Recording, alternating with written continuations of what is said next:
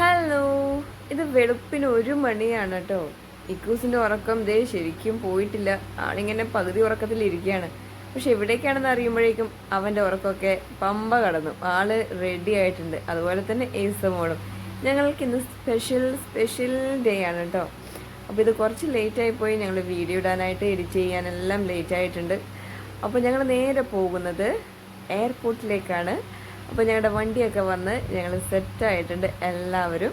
അപ്പോൾ ഈ കാണുന്ന സന്തോഷം മാത്രമേ ഏസിനുണ്ടായിരുന്നു കേട്ടോ. എയർപോർട്ട് എത്തുന്നത് വരെയും ആൾ ഭയങ്കരമായ വൊമിറ്റിങ്ങിലായിരുന്നു.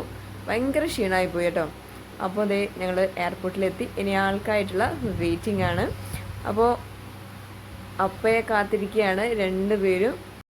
അപ്പോൾ ഇതേ ഞങ്ങൾ കാത്തിരുന്ന ആ നിമിഷം എത്തിയിരിക്കുകയാണ്. അപ്പോൾ ഇച്ചയൻ വന്നപ്പോഴേക്ക് ഇത്രയൊരു സർപ്രൈസ് ഉണ്ടാകുമെന്ന് ഞാൻ വിചാരിച്ചില്ല കേട്ടോ.